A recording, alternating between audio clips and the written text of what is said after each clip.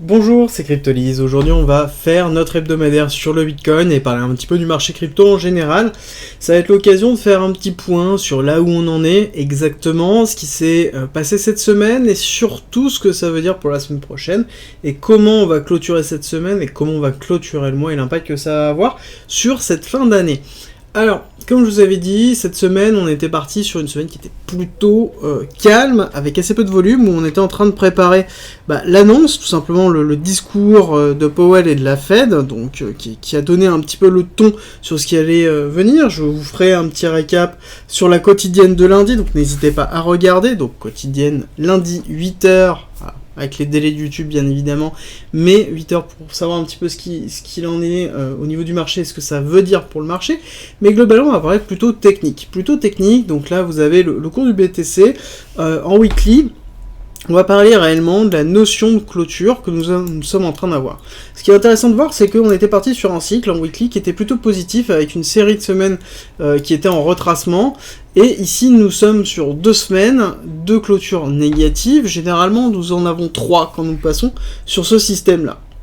Nous avons 3, ça peut être 3 petites, ça peut être des toutes petites doji comme on peut avoir, on pourrait avoir des petites bougies qui pourraient justement être là, ou des grosses schématiques pour redescendre plus bas et aller chercher la liquidité basse. Ce qui est important de savoir, c'est que cette clôture de semaine va être importante parce qu'elle va déterminer est-ce qu'on va ravaler cette partie-là, est-ce que la chute effective de l'ensemble du marché est une chute effective de confiance, pas sur les cryptos, mais sur l'ensemble du marché. On ira voir le Nasdaq qui nous a fait un vendredi bien comme il faut, bien rouge, et du coup, on va se poser réellement la question de est-ce que, par exemple, ce week-end, où nous savons que nous avons très peu d'institutionnels, nous avons la capacité de ravaler une partie de cette bougie. Nous sommes arrivés dans des zones qu'on ira voir tout à l'heure très intéressantes, où on est arrivé sur une prise d'inducement, et du coup, est-ce qu'on continue à faire un travail baissier, donc à aller valider cette accumulation basse que l'on a, donc à aller chercher les liquidités au niveau des 18 et des 17, ou est-ce que on a terminé avec le fake out, et donc du coup à ce moment-là on va faire un rebond technique pour rebondir, refaire une chute, et ensuite recasser à la hausse. C'est un petit peu la schématique que l'on a, c'est ce que je vous ai présenté un petit peu toute cette semaine, et on va en parler ici. La chose importante, c'est que déjà, la clôture de cette semaine va influencer pas mal de choses. La première, ça va être si on regarde rapidement au niveau d'Ichimoku, nous voyons que nous sommes en dessous, ici. Nous avons derrière une LS qui est majoritairement plutôt free. Si on regarde en daily, rapidement, on voit qu'on est totalement repassé en dessous. Donc là, on a un setup plutôt baissier, et on a la LS qui est aussi libre en free fall. Donc si on regarde uniquement Ichimoku, on est plutôt dans un setup où on se dit que potentiellement on est sur une continuité baissière. On va revenir en weekly. Cette clôture, cette fin de semaine, je pense ce week-end, va être important. Est-ce qu'on va être sur un état plat? Donc à ce moment-là, ça veut dire que on va se laisser porter sur l'ensemble du marché, ou est-ce qu'on va avoir des mouvements qui vont être baissiers ou haussiers, donc c'est-à-dire des mouvements qui vont être plus non institutionnalisés, et donc du coup des mouvements plus fondamentaux qui vont prendre le pas. Ça va être la grande question et la grande vague qui va se faire. Dans tous les cas, on a, pour l'ensemble des cryptos, on ira le voir, un événement qui est essentiel, qui se déroule le mi-septembre, on en discutera, qui est The Merge avec Ethereum, et donc derrière, qui risque d'influencer beaucoup le marché crypto. À côté, nous avons la clôture mensuelle qui a lieu semaine prochaine, qui va être pareil très importante, parce qu'elle va nous donner un petit peu le pas. Idéalement, il ne faudrait pas la clôturer en dessous des 18 756. Pourquoi ? Parce que ici, ça voudrait dire que nous repartirions totalement dans une tendance baissière. En tout cas, c'est l'idée que l'on pourrait avoir avec les différents types d'analyses que l'on pourrait avoir. C'est une continuité baissière si jamais on casse ici. Par contre, si jamais on clôture au-dessus, et que sur la prochaine bougie, donc début septembre, on casse baissier, ce n'est pas gênant. Ce n'est pas gênant, on aurait réellement, en fait, tout simplement une structure sur laquelle on irait chercher un plus bas, mais qui serait plus une chasse à liquidité avec derrière une bougie de liquidation, où on pourrait aller chercher les 17 000, pour ensuite repartir à la hausse. Donc ça, c'est un petit peu l'idée. Donc on est quand même dans une zone qui est très très importante. Surtout, août. Août, c'est la clôture de l'été. C'est la clôture aussi qui donne l'ouverture sur la reprise et cette fin d'année, septembre, octobre, novembre, décembre, qui sont ces 4 mois qui sont souvent très très forts en termes d'économie, qui sont très forts en termes de consommation d'hydrocarbures et de consommation énergétique, qui sont très forts aussi en termes d'investissement et que l'on a vu régulièrement aussi en termes de crypto être justement des très très bons mois. Est-ce qu'on va se faire emporter par une macroéconomie qui a tendance, en tout cas qui a une vocation à descendre, ou est-ce que c'est tout simplement un rebond pour pouvoir repartir à la hausse? Ça, je pense que le Nasdaq va nous donner des indications, on ne va pas avoir la réponse maintenant, mais en tout cas, on va avoir les éléments clés pour pouvoir définir si c'est le cas ou pas. Alors, on va zoomer sur ce qui s'est passé, expliquer rapidement un petit peu la schématique que l'on avait. Je vous expliquais qu'ici on avait un equal low, on avait ici un renforcement des liquidités pareil avec cet equal low et cet inducement, cette bougie qui se trouvait ici, et qu'on allait chercher cette zone-là, et que potentiellement on allait chercher la liquidité qui se trouvait là. Et on est allé la chercher très forte, premier arrêt, on a récupéré, on a consolidé, on a fait une deuxième cassure dans un second temps, avec prise de liquidité ici. Est-ce que cette chute est terminée? Est-ce que cette chute est terminée? Là, on n'a pas eu vraiment de réaction haussière. On a clôturé dessus. On a clôturé dessus sur une fin de semaine institutionnelle. Si jamais on n'a pas de volume, c'est pour ça que je vous explique ça, sur cette fin de semaine, ça veut dire que l'institutionnel va reprendre le pas dessus, donc on va se retrouver sur deux possibilités. Soit quelque chose qui va ranger un petit peu haussier, un petit peu comme on retrouve ici, avec peut-être potentiellement même moins de volume, pour ensuite refaire une continuité baissière. Là, la prise de liquidité, malheureusement, on n'a pas eu le retour que j'escomptais avec une prise de liquidité forte, avec une accélération haussière. On a renforcé la liquidité au-dessus des 20 000, mais malheureusement, là, il va falloir être plus structuré ici pour pouvoir accélérer. On sait qu'on a une prise de liquidité en dessous des 20 000 à aller faire, on a fait une première incursion, mais on sait qu'on a un niveau à 19 613 qui peut nous attendre, sur lequel on pourra avoir, mais là, le niveau des 20 000, on est vraiment en train de le travailler. Si jamais on casse et on valide la cassure, surtout durant le week-end, ça voudrait dire que, en effet, on se met à disposition des institutionnels et de l'ensemble du marché. Et ça, c'est très très fort, fondamentalement, sur ce qui va se passer, et donc, ça limitera le poids du 15 septembre, qui est important et qu'on va aborder après. Donc là, quel est l'état? Pour moi, l'état, c'est je ne touche pas, j'attends qu'il y ait une mise en place de cause. Là, actuellement, on est toujours dans la fin de distribution. Là, on est dans une prise de liquidité pour moi. On n'est pas forcément dans une continuité forte baissière. Pour l'instant, le shift des liquidités est toujours identique. On a toujours beaucoup d'achats ici. Très peu de longues, donc très peu d'achats à fort levier qui est en train d'être fait. C'est plus des achats spot qui sont en train d'être fines. Et par contre, on a beaucoup de sell qui sont effectués en leverage, et donc très peu en spot, donc on a en fait un flow qui nous dit que potentiellement en fait on peut avoir des accélérations haussières fortes. Pour l'instant, on descend, on travaille cette baisse-là. Si on regarde le mouvement haussier avec le gros retracement, qu'on considère que tout ceci est un mouvement entier, d'accord, un mouvement très fort haussier, alors ça on va en discuter après, mais ça peut être les niveaux. On voit qu'on a un niveau d'extension de niveau 1 qui serait une prise de liquidité du SC, d'accord? Donc on irait casser les 16 632 qui est le dernier selling climax, le dernier point bas de cette action qui a été effectuée, donc on irait prendre la liquidité, qui serait une extension du coup en 3 temps qui pourrait être faite. Ok, ça c'est la première vision. Deuxième vision sur une extension en du coup 5 temps, 1, 2, 3, 4, 5. 5 effectifs.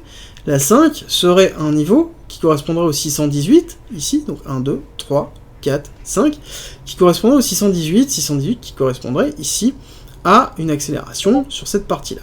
Alors, ça c'est un petit peu l'idée qu'on pourrait avoir, donc on a les deux niveaux. Globalement, c'est soit on retravaille les 19 600, on reprend la liquidité et on repart, soit on casse, et si on casse, par contre, ça sous-entend que, comme je vous l'ai expliqué la semaine dernière, si on prend ces deux-là, ça veut dire que là, on va aller retravailler la partie basse, on va retravailler à minima les 18, voire potentiellement ici casser là. Là, par contre, là on va casser, et on va casser fort, et donc ça veut dire qu'on va filer tous les ordres qui sont ici, et donc on va renforcer tous les sellers qui sont en train d'être faits, et ça c'est un gros message qui est en train d'être effectué, donc ça veut dire que lorsqu'on aura un mouvement haussier, ce sera un mouvement haussier qui sera très fort, et donc à ce moment-là, il faudra vraiment suivre.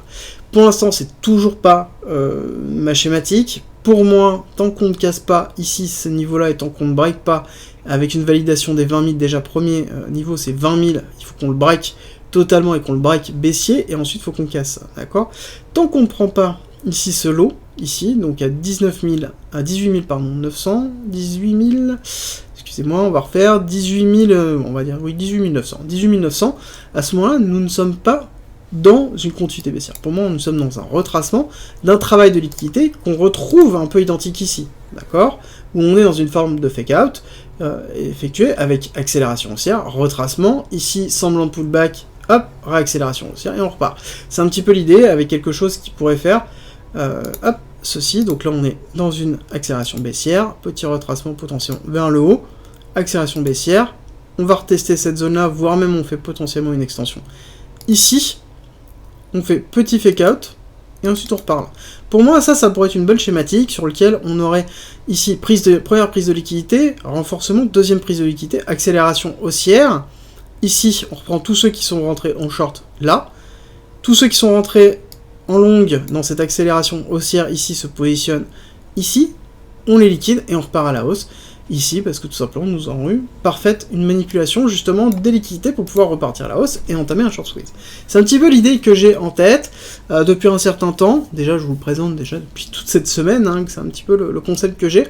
À voir si ça se valide. Pour l'instant, j'ai pas de signe et je ne rentrerai pas dans tous les cas dans ce trade si jamais je n'ai pas de validation. Et donc ça, ce sera au fur et à mesure que qu'on le déterminera. Mais là, pour l'instant, on en est quand même relativement loin. Au niveau de la dominance, on voit qu'on est au plus bas. Ce qui est intéressant, c'est de voir un petit peu l'état du cours pour comprendre un petit peu où on se situe par rapport à cette dominance. Nous sommes donc en daily au niveau de la dominance en elle-même. Hop, on va juste rapprocher la courbe pour que ça cale un petit peu plus. Et on voit que depuis qu'on a fait cette chute en juin, donc la crise de liquidité de Celsius, on voit qu'on plafonne en bas. On est dans un cycle baissier, on n'arrive pas à retravailler les liquidités supérieures. Donc on est toujours dans un Bitcoin qui perd de la dominance. Alors, qui perd de la dominance pour plusieurs raisons. Parce qu'on a perdu la dominance malgré le fait que le BTC est monté. C'est très important de le retenir, c'est que on est dans un schéma où normalement, quand on est dans une phase de consolidation, on a un BTC, une dominance qui monte, comme on le voit ici. Ce n'est pas le cas, pour plusieurs raisons. Première chose, nous avons le BTC qui, en lui-même, est en train de s'effacer un petit peu par rapport à Ethereum. Je vous l'ai présenté depuis un certain temps, Ethereum versus BTC, où on voit que Ethereum surperforme, grâce notamment à The Merge. Alors vous allez me dire, oui, Ethereum a perdu quand même massivement depuis un certain temps. Oui, c'est logique, on va faire une petite note de fin dessus, mais c'est logique quand on comprend qu'on a fait une grosse accélération, on a pris 25% à un moment donné, voilà, faut bien retracer une partie. On a fait énormément de progression, donc il faut bien faire un retracement, et c'est quelque chose de classique. Mais on a quand même, malgré dans ce retracement, un Ethereum et des altcoins qui retrace moins fort que le BTC. Pourquoi je vous dis ça? Parce que la dominance continue à baisser, malgré le retracement effectif. Ça veut dire que, majoritairement, le marché des cryptos se porte légèrement mieux que le BTC. Le BTC a moins d'impact sur le marché des cryptos que avant, et que, notamment, sur le marché de 17 juin, donc sur la partie où on était quasiment dans les 50%, on est dans les 40%, on a perdu quand même 10 points. Ce qui est juste colossal quand on réfléchit un petit peu à la place de BTC et l'historique de la place de BTC sur l'ensemble des cryptos. Et c'est justement l'événement dont je vous parle, qui est le 14 septembre, qui est The Merge. Si vous ne savez pas ce que c'est, ou si vous avez justement pas assez d'informations, et que vous pensez que The Merge, ce n'est rien, que c'est une diminution des frais, qu'il va y avoir des Ethers qui vont être libérés, toutes ces parties-là, je vous invite à regarder ma vidéo que je vous ai fait dessus. Je reviens en long, en large, en travers, et je tords le cou justement à toutes les fausses conceptions, et bien comprendre que le merge, c'est une étape qui est essentielle dans Ethereum, et qui est une étape essentielle dans la suite, en fait, du marché des cryptos, et justement donne une contrepartie, où on avait avant Bitcoin qui représentait les crypto-monnaies par la représentation de la valeur, et Ethereum qui essaie d'apporter des use cases, donc de l'utilisation. Et maintenant, avec The Merge et tout ce qui va arriver suite à The Merge, on va se retrouver sur un Ethereum qui va porter réellement cette utilité. Et donc on va avoir deux valorisations. La valorisation monétaire, qui est représentée par Bitcoin, et la représentation utilitaire, qui va être représentée par Ethereum. Et toute la question, c'est est-ce qu'il va y avoir un flipping ou pas? Voilà, un flipping ou pas? Est-ce que Ethereum va dépasser, en termes de dominance, Bitcoin? Alors, on n'en est pas là. Moi, personnellement, je pense qu'il y a plein de choses qui sont nécessaires pour que ça arrive. Il y a des Ethereum maximalistes qui sont persuadés que ça va fonctionner. Les Bitcoin maximalistes disent que c'est n'importe quoi. Bref, moi, je suis un peu entre les deux. Globalement, je sais ce qu'il faut plus ou moins pour que ça arrive. Et on en est quand même relativement loin. Mais on a mis la première étape. Et c'est ce que va apporter Ethereum. Et globalement, Ethereum n'a pas un impact unique sur le marché des cryptos, mais un impact sur l'ensemble des altcoins qui sont EVM compatibles, donc qui sont compatibles Ethereum. Et toutes les sidechains qui sont portées dessus. Donc Ethereum, quand on regarde l'impact et la zone d'influence d'Ethereum, et qu'on commence à la mettre face à la dominance de BTC, on se rend compte que l'équilibre est en train de se faire. L'équilibre est vraiment en train de se faire. Quand on regarde les deux zones de dominance des deux, alors qui ne sont pas en fait les pourcentages de dominance, donc là, pas la représentation de la totalité du market cap sur la totalité du market cap, mais uniquement la zone d'influence représentée par l'un et par l'autre. Avant, on avait BTC qui représentait une zone d'influence de pas loin de 95%. Là, actuellement, on se retrouve pas loin de 50-50 en termes de zone d'influence. Et c'est grâce à The Merge, à l'événement The Merge.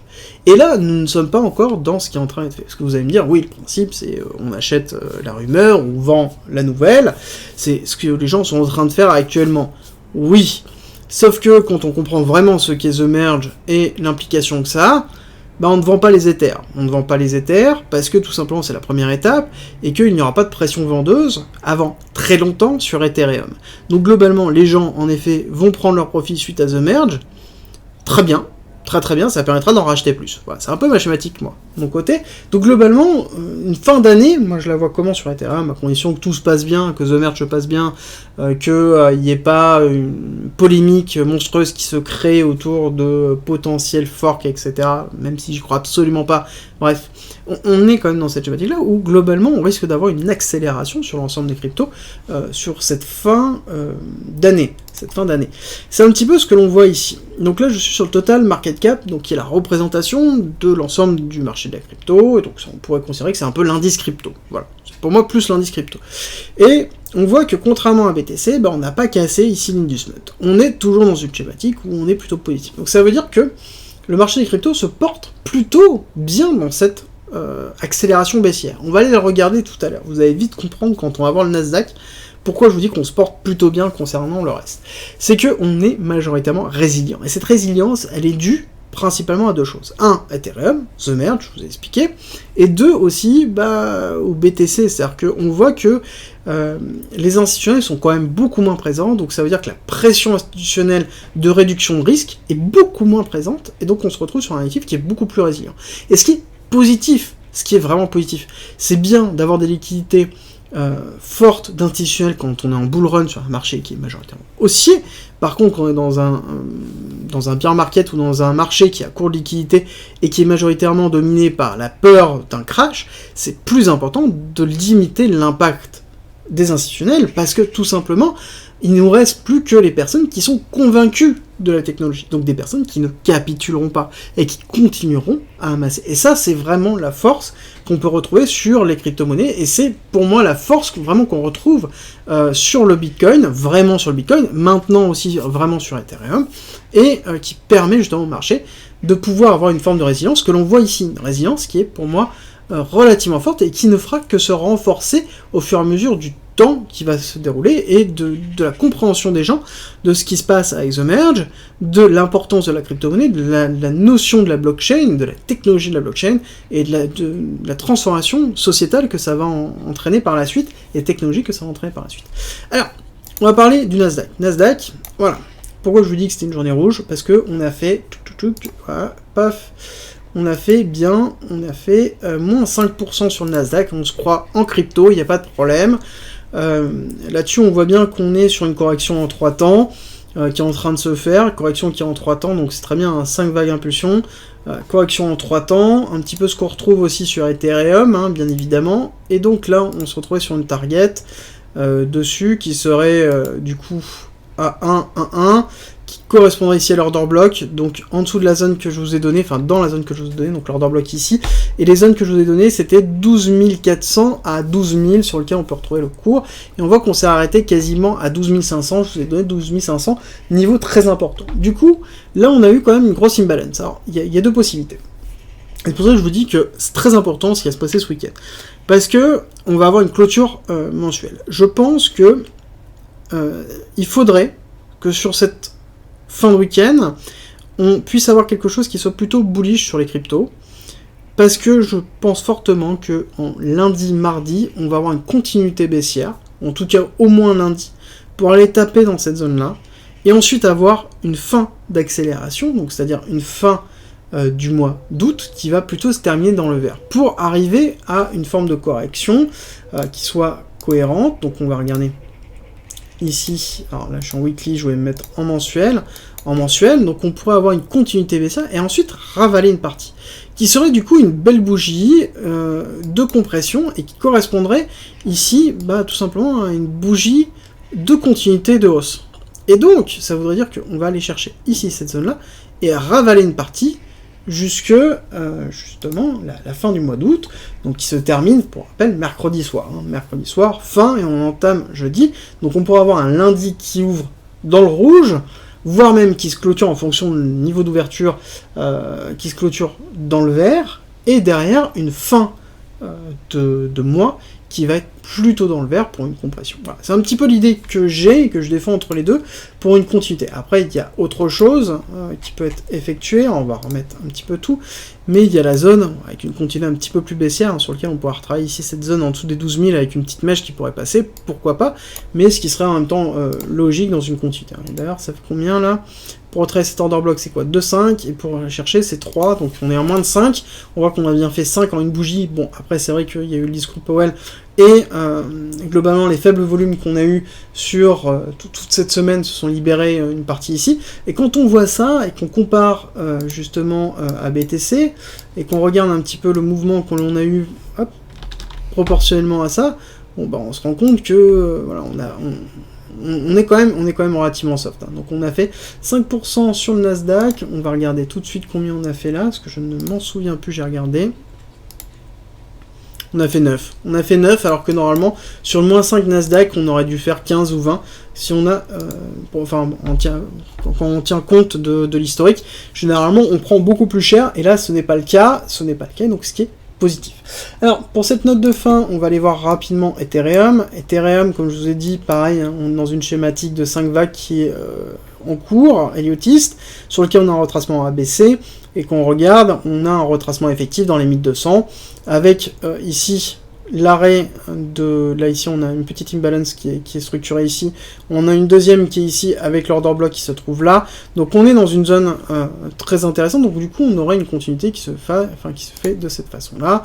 Accélération haussière, retracement dans cette zone ici. On peut s'arrêter avant. Hein. On peut aller chercher ici les 618, les 786 et les 1. Donc là, dans cette zone-là, après, on peut aller chercher beaucoup plus bas. On peut aller chercher dans ces deux-là, dans les 10 000, mais dans les 1000, mais je ne pense pas au vu de du délai nécessaire par rapport à The Merge, qui est vraiment un événement très très fort. Hein. C'est pas juste un simple changement de consensus. Ça a des implications qui sont très très fortes. Il faut vraiment comprendre ça. Si vous n'arrivez pas bien à assimiler, regardez la vidéo que je vous ai faite. J'ai essayé de couvrir le plus, et si jamais vous avez des questions, n'hésitez pas à venir sur le Discord pour poser les questions. Très important. Il y a un canal qui est sur Ethereum, donc n'hésitez pas à poser vos questions, et la communauté y répondra, ou j'y répondrai moi-même. Alors derrière, allez chercher ça, pour ensuite aller travailler sur 5 vagues d'impulsion, et aller casser ici. Donc forcément, là, on partirait sur un break-off structure fort, parce qu'on aura une structure haussière, un higher low qui serait effectué ici, et donc on irait ici casser le higher high qui serait effectif ici, donc on serait bien sur une structure haussière, donc quelque chose qui serait très bullish et qui emmènerait justement le total market, quelque chose qui serait un peu similaire ici aussi. Vous retrouverez une continuité de retracement hop, son utilité de retracement un petit peu dans cette zone-là, pourquoi pas aller casser cette zone-là. Ici, aller retravailler, on a un tout petit order block qui se trouve là, elle retravaille l'order block ici, et ensuite retravailler la partie haussière de cette façon-là, hop, hop, hop, et repartir à la hausse, d'accord? Quelque chose un petit peu comme ça. Dans tous les cas, là, on a quand même quelque chose qui est intéressant. Ce qu'il faut retenir pour le mot de la fin, c'est qu'on est dans une clôture mensuelle qui va donner le ton pour septembre. Septembre, ça va être un mois vraiment, vraiment important, parce que on sait que cette fin d'année va être compliquée en termes d'énergie, en termes de macroéconomie. On sait qu'il y a des attaques, notamment contre l'Europe et notamment l'Italie. Donc on a pas mal de choses qui sont en forme d'instabilité qui est en train de se structurer, mais c'est une instabilité qui est quand même portée majoritairement, même s'il y a une prolongation aux États-Unis, mais qui est majoritairement portée sur l'Europe. Et donc du coup, les États-Unis sont impactés, mais quand même moindres. Donc, est-ce que ça va être suffisant pour casser un cycle haussier, à savoir que on se retrouve quand même dans une phase de correction, qui peut être une phase de correction qui peut break haussier. Hein. Quand on voit le Nasdaq ici, on a quand même un signe de break of structure. Certes, nous sommes en daily, quand on regarde en weekly, c'est quand même moins fort. Ici, on a juste un petit break of structure, retracement effectif, et on pourrait repartir. L'élément important pour le Nasdaq, dans tous les cas, et c'est l'élément qui sera très très fort et qui permettra d'avoir le retour réellement des liquidités, sera un break des 15 253, qui est cet equal high qui a été fait ici, qui est le dernier top qui a été fait là, et donc le dernier high qui a été fait ici, et donc qui pourrait nous dire qu'on repart réellement à la hausse. Rejoins le Discord, c'est un lieu unique qui réunit toutes les informations sur l'investissement, le trading, la crypto-monnaie et la blockchain. Tu y trouveras notamment toutes nos annonces, une bibliothèque remplie d'informations mises à disposition gratuitement pour tout comprendre, des salons de discussion pour pouvoir progresser ensemble sur la crypto-monnaie, la blockchain, le minage, la fiscalité, la DeFi bien évidemment, et ensuite l'analyse technique avec la partie débutant, expert, sur les indices, sur même le trading en général. Ensuite tu as la partie communautaire avec nos signaux bien évidemment, et ensuite les services communautaires, donc de la communauté à la communauté, ainsi que les annonces de recrutement et des salons de discussion pour discuter de chacun des coins, de tes coins préférés. Ensuite, en étant membre du Discord, tu as accès à cryptolis.fr avec plein de guides écrits mis à disposition gratuitement, ainsi qu'un ensemble de vidéos mises à disposition gratuitement, sur lequel tu vas y retrouver plein d'informations pour pouvoir te former notamment sur la psychologie, la DeFi, l'investissement, le trading, l'analyse technique bien évidemment, ainsi que les futurs, la gestion des futurs, construire sa propre stratégie, comprendre la technologie de la blockchain et encore avoir accès aux lives, tout simplement rediffusés, qui sont sur le Discord où on traite justement de sujets d'actualité et on discute ensemble et on va plus loin. D'ailleurs, si tu veux aller plus loin, le premium est à disposition et n'hésite pas à nous rejoindre sur le Discord et à poser des questions dessus, tu auras toutes les informations. Si tu aimes mon contenu, like, partage et abonne-toi, ça m'aide énormément.